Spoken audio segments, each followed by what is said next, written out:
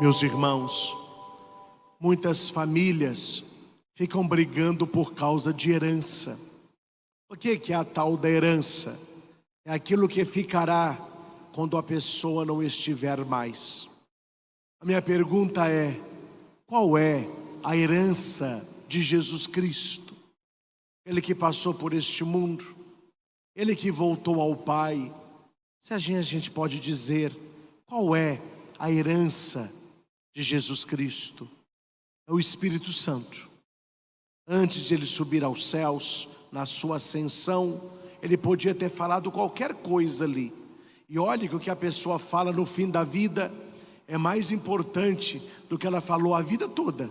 Ali no fim da vida, ela vai falar o mais importante. E o último discurso de Jesus não foi sobre amor, sobre perdão, sobre libertação. O último discurso de Jesus foi sobre o Espírito Santo. Ele disse para os seus discípulos: não vos afasteis de Jerusalém, até que vocês recebam a força do alto. Nós vamos cantar de novo. Mas antes de cantar, pedindo o Espírito Santo, a segunda leitura deste domingo é de São Paulo aos Coríntios, capítulo 12, versículo 4 a 11. Esta leitura, meus irmãos, elas acabam com as brigas nas nossas paróquias, nas nossas comunidades. Claro que tem muita gente boa trabalhando para Deus, mas tem muita gente um pouco ainda desequilibrada na sua área espiritual. Então a inveja, ela entra. Se a inveja em todo lugar já é ruim, na igreja é pior. A inveja dentro da igreja, ela é pior. Entre o clero, os padres, a gente brinca muito que a inveja clerical é a pior de todas. E onde que entra a inveja? Qual que é a mãe da inveja? Você sabe? Ou não sabe? Qual que é a mãe da inveja? Ela se chama comparação.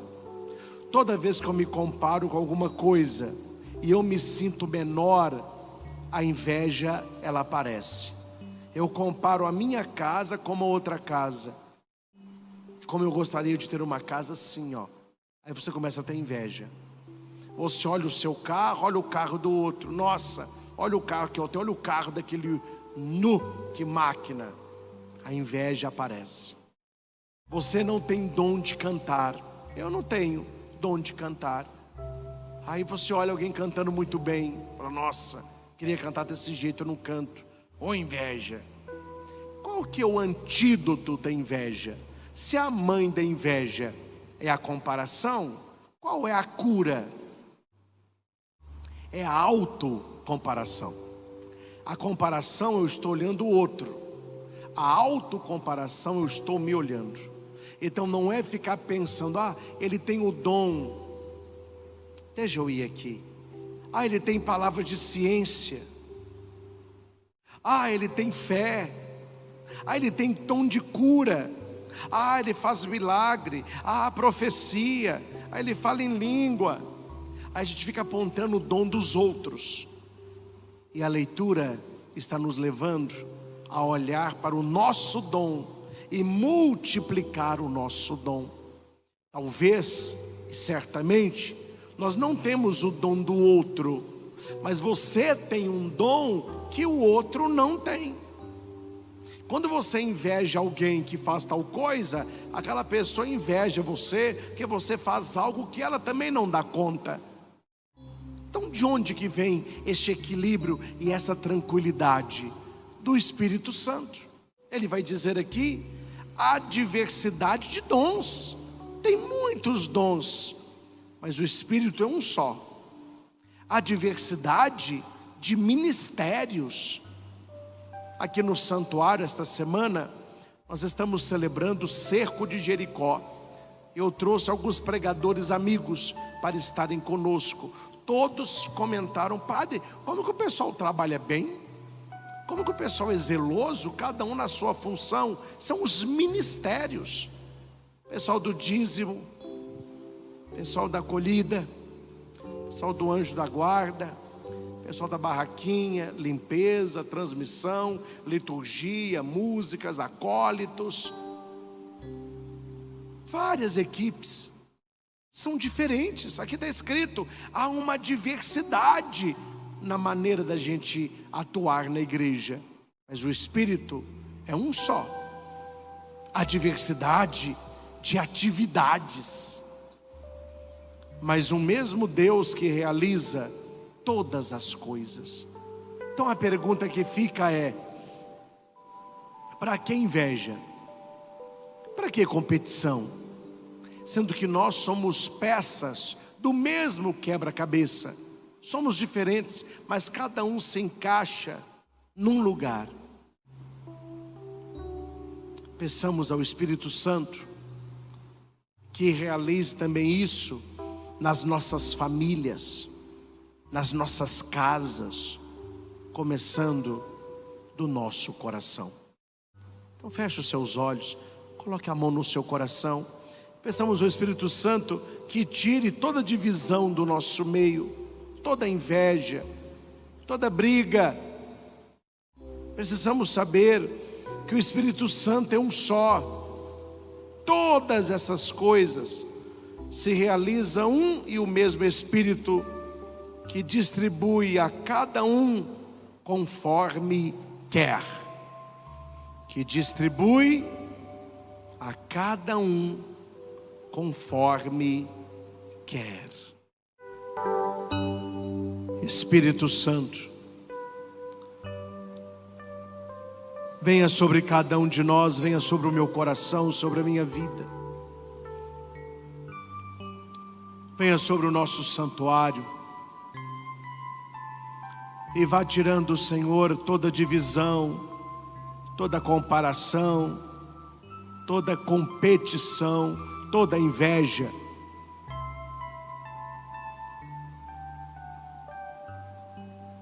Que possamos entender que o Espírito de Deus, Ele distribui dons diversos.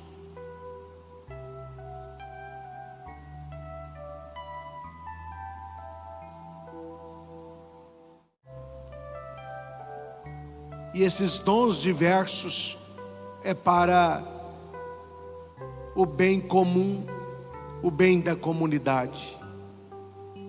Seja qual for o nosso dom, o nosso ministério, a nossa atividade, que façamos tudo para a honra e glória do nome de Jesus. Que assim seja. Amém. Em nome do Pai, do Filho e do Espírito Santo. Amém. Meus irmãos, preparando a nossa adoração, o evangelho deste domingo é as bodas de Caná. É um casamento, e por ser um casamento, é o início de uma família. E lá no embrião da família está Maria, está Jesus, os discípulos de Jesus. Este casamento é o casamento de Deus com a humanidade. O nome Caná da Galileia, muito interessante. A palavra Caná significa zelo, cuidado, é aquilo que abraça, é aquilo que cuida. E a palavra Galileia significa exílio, afastado. Então aqueles que estão afastados serão abraçados, serão cuidados por Deus. Por isso, Caná da Galileia. Talvez você esteja vivendo na sua vida hoje uma Galileia. Sofrimento, noites escuras, doença, preocupação.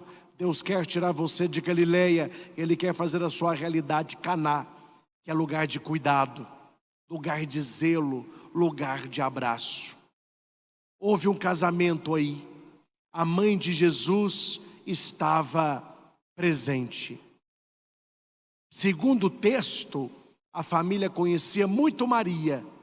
Por isso que João, ele não diz assim, atenção. Houve um casamento em Caná da Galileia. Jesus estava presente. Maria e seus discípulos também tinham sido convidados. Poderia ser assim. Mas por que João coloca? Maria estava presente. Também Jesus e os discípulos foram convidados. Porque parece-me que Maria era amiga dos noivos. Ela conhece aquela família e os empregados daquela festa a conhecem. Maria ali tem uma autoridade, ela é como se fosse a matriarca. É por isso que ela intercede. É por isso que ela vai até Jesus. É por isso que ela está na cozinha. É lá que o vinho acaba. Todos ganharam por Maria estarem ali. Os noivos tiveram vinho. Jesus recebeu glória e os discípulos foram confirmados na fé. Aonde Nossa Senhora está, ela vai operando graças e favores. O texto diz que o vinho veio a faltar.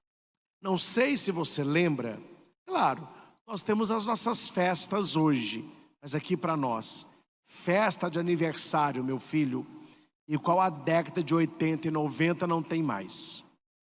Porque a minha mãe, sabe aquele bolo que tinha aquele glacê duro, doce, que eu vou te contar, partia assim, aquele bolo, meu filho, desse tamanho na mesa, ó, esse tamanho. Hoje o bolo, ó, comprimido, salgadinho, as pamparras, tinha empada, barquete, vinagrete, capelete, diadete, tinha tudo, né? Que a minha tia chama dete mesmo, tinha tudo, aquela festa. Aí a minha mãe estava com as minhas tias lá no quartinho, arrumava nas bandejas e falava, pode ir levando, pode ir levando. E a criançada queria ficar no quartinho, porque lá que tinha muito de refrigerante. A gente ficava olhando umas bandejas em cima assim, a gente sabia o que era. Eram os doces, olho de sogra, olho da sogra, tinha brigadeiro. Hoje em dia, olha que povo chato, a brigadeiro gourmet, desse tamanho. Não, eram umas bolas de sinuca, desse tamanho. Eram umas bolas 7, ô louco, meu. As bolas, hoje em dia o brigadeiro, você tem que comer 4 brigadeiros. Leite ninho, cada bola branca desse tamanho. Não, hoje em dia, me ajuda aí, né, gente? Me ajuda aí. Aí o pessoal que estava na cozinha ia coordenando o negócio. Já aconteceu na minha família de acabar o refrigerante. Se vocês lembram, era muito famoso o baré. Barézinho, a gente comprava baré. Aí o meu pai falou, ó, acabou o baré. A minha mãe, pode comprar que eu seguro a festa aqui. Aí ela ia segurando, meu pai descia, tinha um supermercado lá perto de casa, trazia mais um engradado. Quem é que via essa confusão toda? O que está faltando, o que está sobrando, leva mais barquete, ou leva mais isso. É quem estava no quartinho, é a família. E aqui para nós, gente, não sei se vocês acham, estou falando do meu coração. O melhor da festa é o fim, quando os convidados foram e ficaram só a família e os amigos próximos. O melhor da festa é ali. Aí você vai sentar, aí você fala assim, pode trazer mais refrigerante, pode trazer mais salgado. Aí a tia fala, não dou conta de mais nada. Mas meu filho, a hora que põe na mesa, titia come, não é verdade? Aí titia quer. Aí eu falo, tia, ô louco, meu, vai comendo. Gente, entenda o evangelho. Maria para esta casa não é visita. Não tem que fazer sala para Maria. Maria não está lá na festa. Ela está onde? Na cozinha. Ela está no quartinho, vendo as coisas, ajudando. E ela olha para as talhas e vê que o vinho vai faltar. Eles não têm mais vinho. Somente os nossos amigos e pessoas que nos amam de verdade sabem quando o nosso vinho acaba. Porque os convidados da nossa vida, o social da nossa vida, as pessoas que nós temos relacionamento durante a semana e que não estão no nosso coração, elas estão na sala, elas estão fazendo festa, são os nossos amigos de festa. Você vai viajar, tem amigo. Você vai jogar bola, tem amigo. Você vai pro bar, tem amigo. Se tem Heineken e primeiro corte da picanha, aí tem amigo. Mas quando você está doente, quem é que fica? Aqueles que estão na cozinha. Aqueles que vêm, o vinho faltou e eu estou aqui. Maria é amiga do nosso coração. É nossa mãe. Ela não está na sala, ela está na cozinha. E ela vê que o vinho falta. E ela sabe quem pode resolver. E ela vai direto em Jesus. Eles não têm mais vinho. Bonito. Ela não pede para ela. O problema não está comigo, está com eles. Mas o problema deles me afeta também. Hoje em dia, meus irmãos, nós estamos vivendo uma sociedade do umbigo. Cada um olhando somente para o seu umbigo. Se eu estou bem, se eu tenho, o outro que se lasque, meu filho. O outro que se dane. Maria, ela está focada no outro. Ela tinha, mas eles não tinham. Jesus, eles não têm mais vinho. Jesus vai dizer: mulher, por que dizes isso a mim? Numa interpretação de Santo Agostinho, é como se Jesus dissesse assim: eles estão colhendo o que plantaram. Só que Jesus diz: por que dizes isto a mim? É como se ele dissesse: mulher, eles estão colhendo o que plantaram. Jesus se refere na Bíblia a 3 mulheres com destaque na história. Recapitulando, nessas mulheres, a mulher Eva, que deu errado. A primeira mulher é Maria, mulher do Gênesis ao Apocalipse. E o texto é este: mulher, por que dizes isso a mim? Maria Santíssima. A segunda é a samaritana. É a segunda mulher, que está em João 4:28. Ele vai dizer assim: mulher, se tu soubesses quem te pede água, tu me pedirias. Ele chama sua mãe de mulher, ele vai chamar a samaritana também de mulher, oferecendo água viva. E qual é a terceira mulher? Madalena. Madalena, João 20:13. Quando Madalena está chorando, Jesus disse: mulher, por que choras? Mulher, Maria, sua mãe. Mulher, a samaritana da água viva. Mulher, Madalena, no túmulo. A mulher é recapitulada com Jesus, com toda dignidade. Aquilo que deu errado em Eva vai dar certo em Maria. Jesus oferece para a mulher samaritana e recebe o amor da mulher Madalena. Minha hora não chegou. As pessoas interpretam esta hora apenas como a hora de fazer milagre. Não está errado, mas existe aqui uma hora maior. Uma hora maior. minha hora não chegou. Mas quando Jesus está na Santa Ceia, depois de lavar os pés, de consagrar o pão e o vinho, ele faz a oração sacerdotal. Aí Jesus vai dizer: Pai, é chegada a hora, glorifica o teu filho. Qual a hora? A hora da cruz, a hora da paixão, a hora da glorificação. Não era aquele momento, mas aqui também se interpreta, não é a hora de milagre, não é a hora de milagre. Veja que Nossa Senhora não fica batendo boca com Jesus. Ah, não é a hora, mas você podia fazer. Já falei que não. Ah, mas que má vontade que é essa? Não, não, não. Maria é muito discreta. Ela fala o essencial e ela parte para a ação. Sabe o que é o problema de muitas pessoas, meus irmãos? A gente fala demais e não faz. E não faz. Ah, eu vou fazer isso, 2025 eu vou arrebentar, 2025 é meu ano. Olha onde nós já estamos, já passamos a metade de janeiro, a sua vida não mudou nada, é só no falatório. Maria fala muito pouco, mas ela age, ela age. Sua mãe vai aos servos. E aqui, meus irmãos, pensem comigo.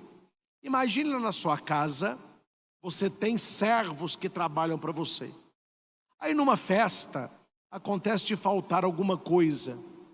Uma mulher convidada, um pouco intrometida, palpiteira e folgada, começa a dar ordem para os seus empregados. Me digam, eles não irão obedecer, eles vão falar com você: olha, tem uma mulher ali na sala achando que manda, viu? Tem uma mulher que ninguém sabe quem é dando ordem. Maria tem autoridade. Ela vai chegar e vai dizer aos servos assim: fazei tudo o que ele vos disser. E por que os servos foram até Jesus? Porque Maria não era estranha ali. Eles conheciam Maria. E há pessoas, meus irmãos, que você pode até não ter tanta intimidade, mas a postura da pessoa passa autoridade. E o que ela pede, você faz.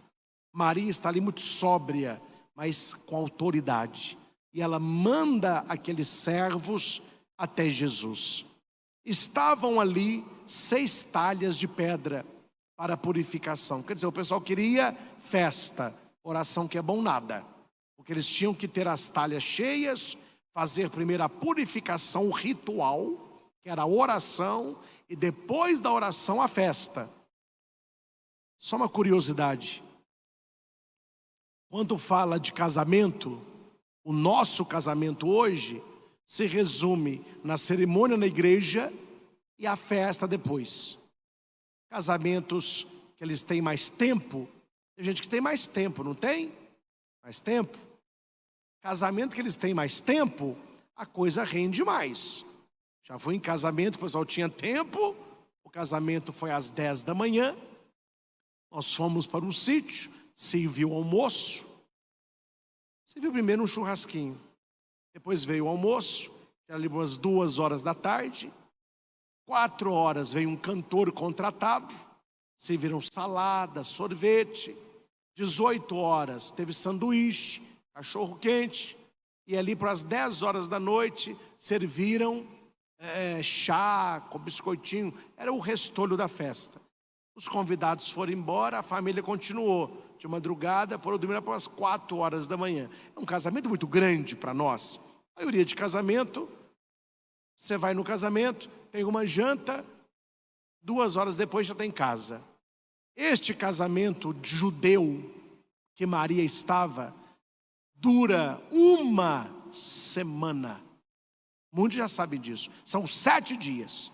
É festa para ninguém botar defeito. Então eram casamentos caros. As pessoas ficavam 7 dias ali, comendo e bebendo. Não é a festa de um dia que o vinho acabou, não. Era 1 semana. E para cada dia da semana havia uma talha. Só que elas estavam vazias. E só acontece milagre quando tem 7. O texto diz que tinham 6 talhas.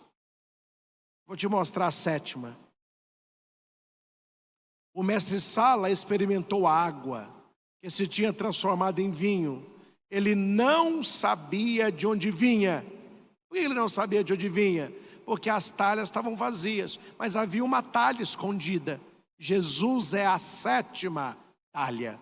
Eles beberam das 6 e não sentiram nada. Quando Jesus faz o milagre, ele é a sétima talha, eles vão dizer: o melhor vinho ficou para o final. Um grande milagre, meus irmãos. É o poder de Jesus, né? Poder de Jesus. Jesus tem tanto poder que ele podia olhar para as talhas vazias. Ele podia fazer assim, ó. O vinho apareceria ali. Por que ele pede para encher de água? Porque o milagre de Deus é uma parceria. A gente faz o que a gente pode e Deus faz o que a gente não pode. A gente pode transformar água em vinho? Não. A gente tinha vinho naquela festa? Não. Ou você pode encher as talhas de água? Aí se eu posso. Então encha que o restante eu faço. E aqui são 6 talhas e Jesus é a sétima. Que no Evangelho de João não se fala a palavra milagre, do latim miraculum, mas se fala a palavra semeion, do grego, que é sinal. Sinal quer ser maior que o milagre. E quantos são os sinais no Evangelho de João? São 7 sinais, nem mais nem menos. Cada sinal simboliza uma talha de Caná. Jesus é a sétima. Deixa eu dizer os 7, vocês ficam curiosos. O primeiro é bodas de Caná.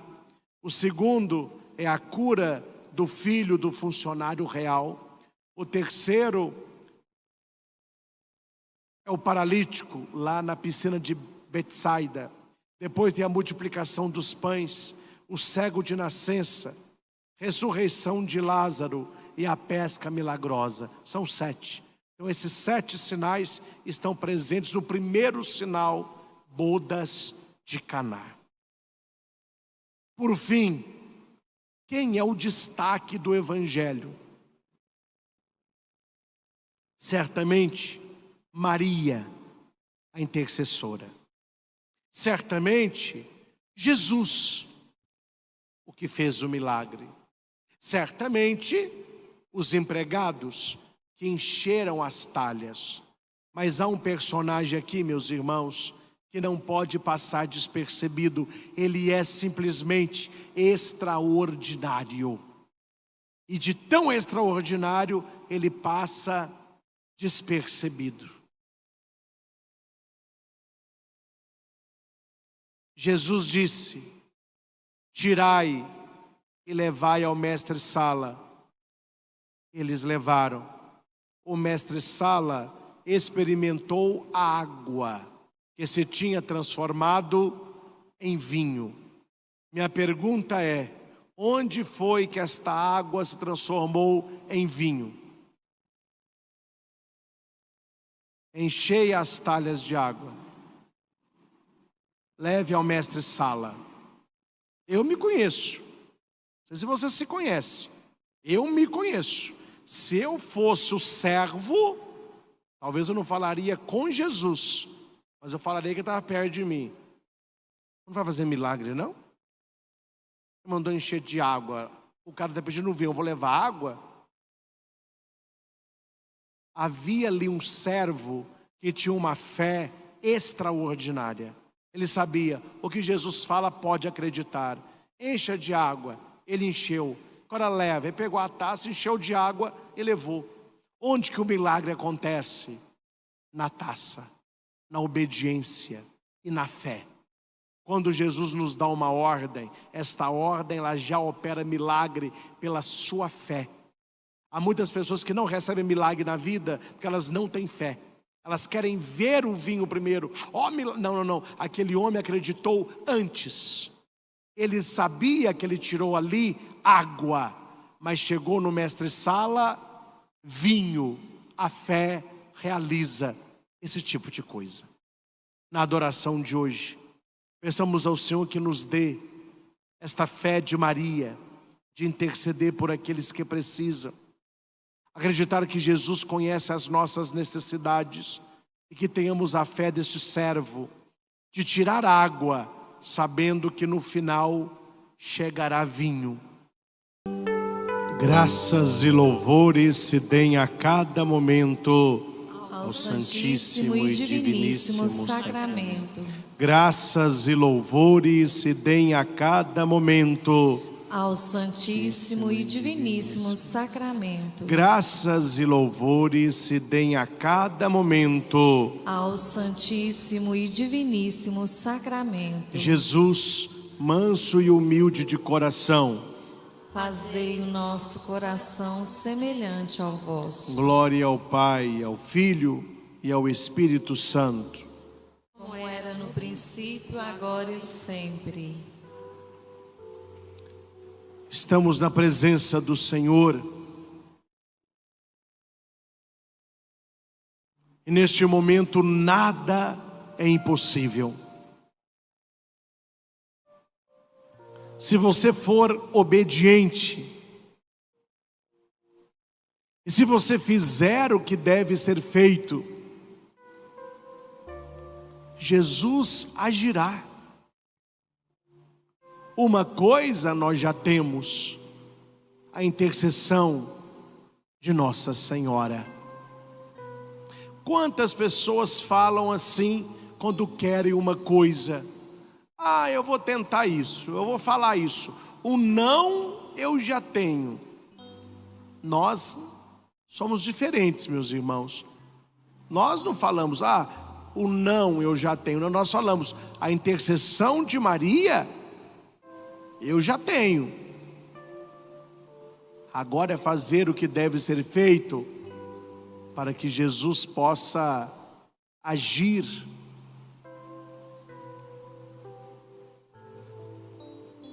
Agir pela obediência.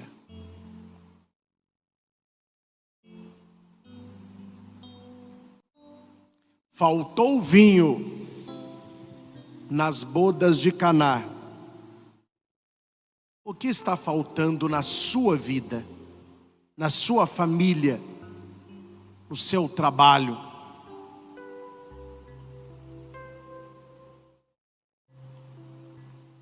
Maria disse para Jesus: eles não têm mais vinho. O que você não tem mais? O que está faltando na sua história?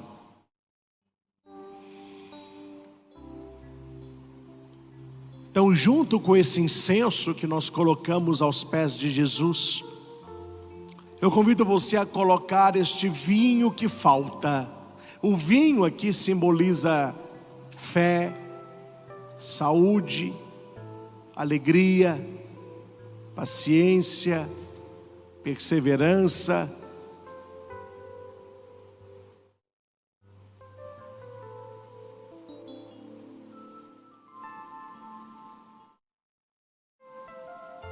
Vinho é aquilo que Deus nos dá. Água é aquilo que nós conseguimos oferecer. Veja, meus irmãos, a diferença gritante da necessidade humana e daquilo que, enquanto humanos, podemos oferecer. Maria disse: eles não têm mais vinho. E o que nós podemos oferecer? Água.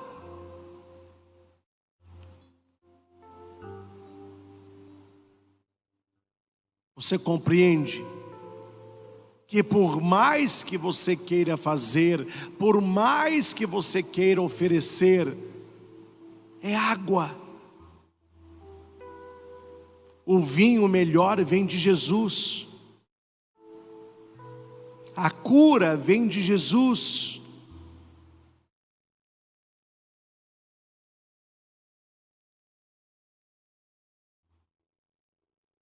Reze. Reze neste momento de todo o seu coração. Diga para Jesus qual é a sua situação, qual é a situação da sua família.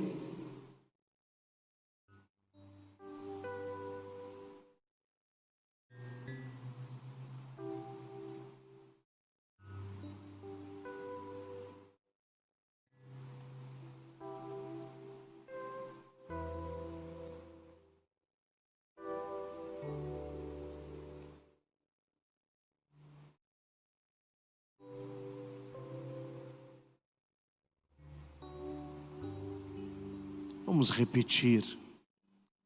Senhor Jesus, Senhor Jesus, Tu sabes tudo.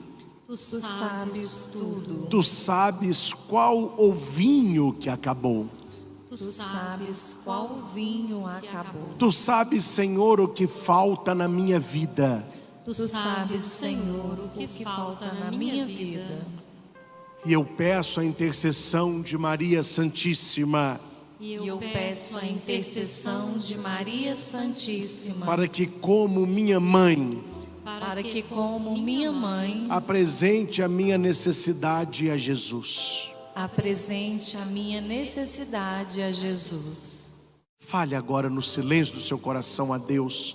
Qual é o vinho que está faltando?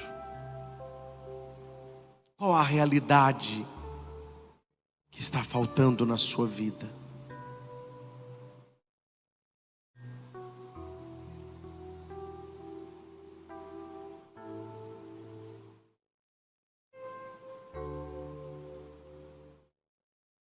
Você está intercedendo por quem?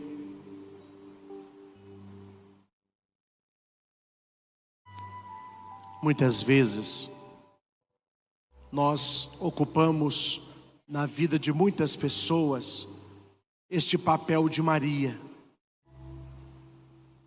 Nós não olhamos apenas para as nossas necessidades, mas para as necessidades das pessoas que amamos. Quantas e quantas vezes as pessoas que vêm aqui ao santuário falam: Padre, reze pelo meu filho, ele não tem trabalho. Reza pelo meu filho, ele está nas drogas. Reza para fulano de tal, ela quer ter um neném. Reza para fulano de tal, para passar na prova. Vocês entendem que nós também somos intercessores? Aquilo que Nossa Senhora fez para Jesus em favor daquela família, nós podemos fazer. Se nós formos amigos de Jesus, nós poderemos interceder pelas pessoas. Nós não rezaremos só por nós, mas por aqueles que também precisam. Nós não pediremos só graças para nós mesmos, mas para aqueles que também precisam. E aqui, meus irmãos, acontece maravilhosamente uma troca entre o céu e a terra. Maria intercedendo por nós, e nós, como filhos dela, intercedendo pelas pessoas. Isso tem que acontecer no nosso coração. Todas as vezes que você for rezar e que você se lembrar apenas das suas necessidades, tem alguma coisa errada aí. Sempre a gente reza pedindo para a gente. Claro que a gente pede para a gente, mas a gente tem que olhar também o que o outro está precisando.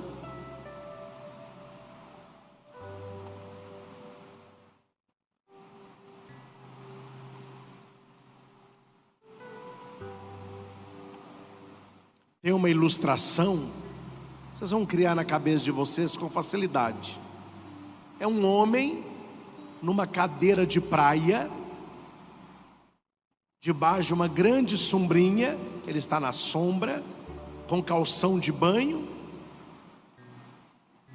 ouvindo um sonzinho. Tinha ao lado dele uma porção de peixe frito. Ele pediu uma água de coco. Aí trouxeram água de coco. Quando ele chupou água de coco no canudinho, ele falou assim: essa água de coco não está gelada.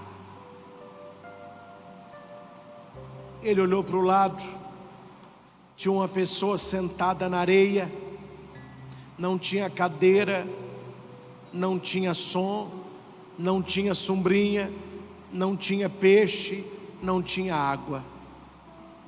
Aí ele viu que aquele detalhe que ele pedia era apenas centrado nele. Se ele olhasse para o lado, ele veria que há pessoas bem piores que ele e muito mais felizes. Se a nossa oração me leva a olhar para o outro, você vê que falta vinho na sua vida, mas que há pessoas que faltam tudo, nem a talha de pedra tem. E nós temos. Nós podemos encher as talhas de pedra. Talvez a outra pessoa deveria até arrumar uma talha. Nós temos 6, é só colocar a água. Nós rezamos por nós e rezamos pelos outros. Nós pedimos por nós e pedimos para os outros.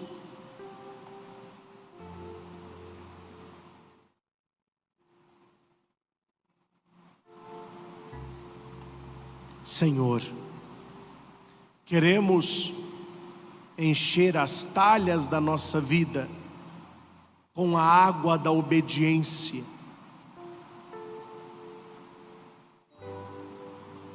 Santo Agostinho vai dizer que esta talha de pedra é o nosso coração. E nós devemos enchê-la de água com as lágrimas da nossa conversão. Chora-se por muita coisa, mas não se chora pelos pecados cometidos. É por isso que o vinho falta, e é por isso que a talha está vazia. Enchei as talhas de água. Enchei as talhas de água.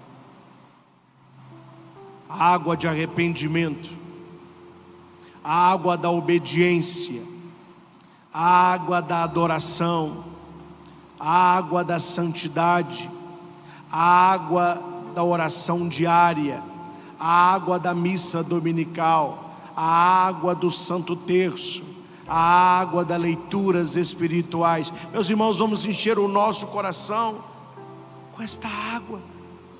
Vamos nos abastecer.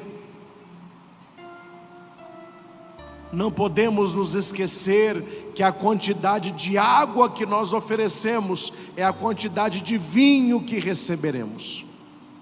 Se você levar um copinho de água, você terá um copinho de vinho. Se você levar um balde de água, você terá um balde de vinho. Mas se você encher 6 talhas de água, mais de 100 litros cada uma, você vai receber 100 talhas de vinho. Enche as talhas de água e Deus nos dará o melhor vinho.